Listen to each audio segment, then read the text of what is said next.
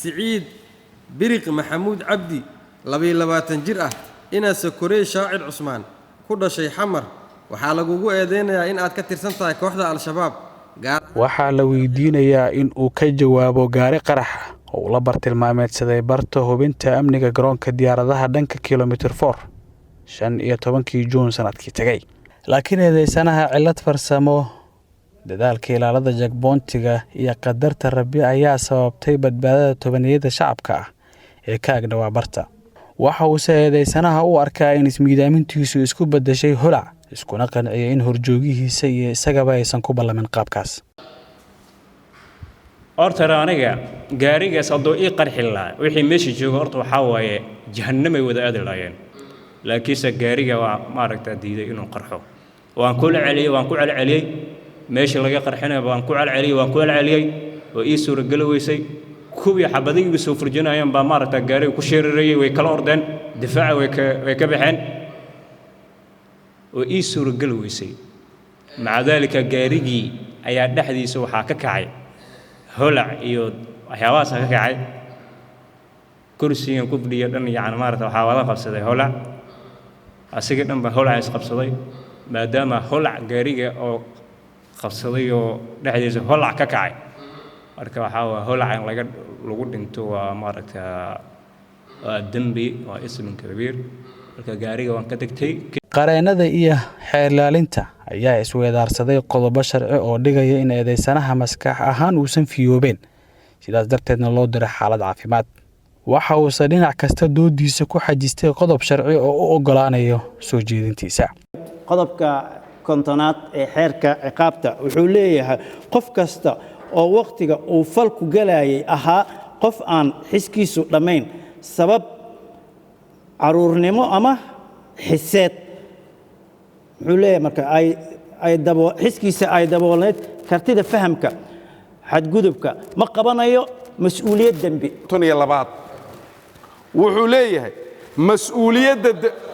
mas'uuliyadda dembiga ma reebayso qof caatifaysan oo ku jidbaysan arrintiisa ninkaani jidbaddii uu ilaa hadda ku taagan yahay qof waalan maaha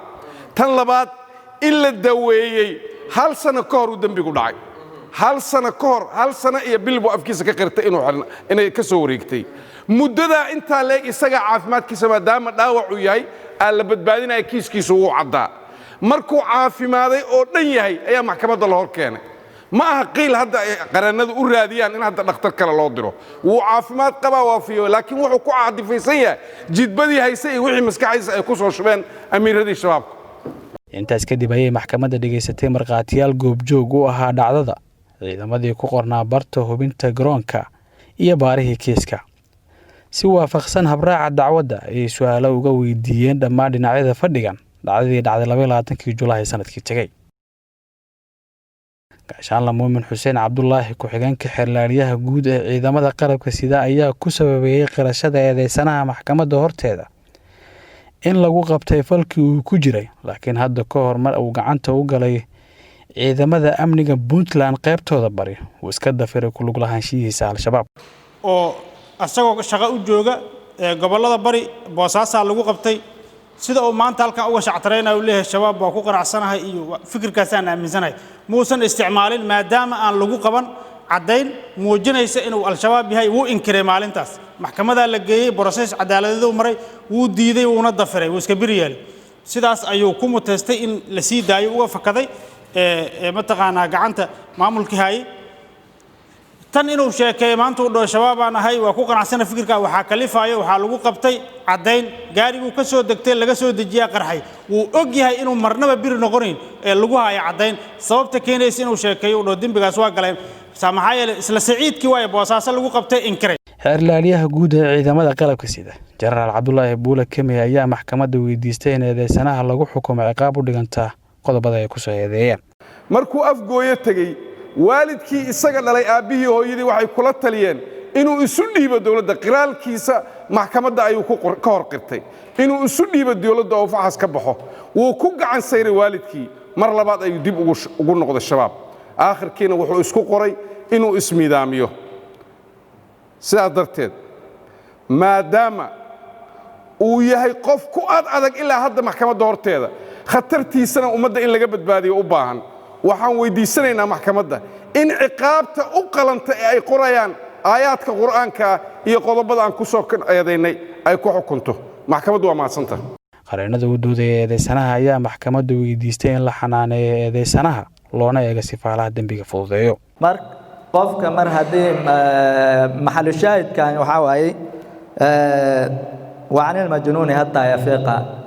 inay waalin yahay oo cad tahay taasna waxaa tusinaysaa sida hadda isaga ugu dhaqmaya mahlarka hadda la jooga qof miirkiis qaba inay wax socda fahamayo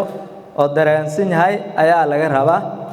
inay hadda fahmi waayo meesha isaga jooga waxaa ka dhalanaysaa in isaga aan ahayn qof maskaxdiis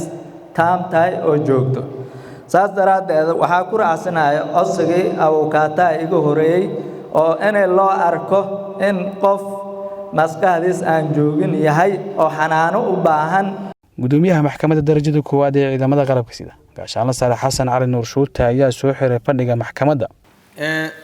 dhegaysiga garmaqalka dhanka ka ah eedeysanay siciid biriq maxamuud intaas ayuu ku dhan yahay maxkamadda ayaana go'aan ka soo saarayso. cabduqaadir ciise warbaahinta qaranka muqdisho.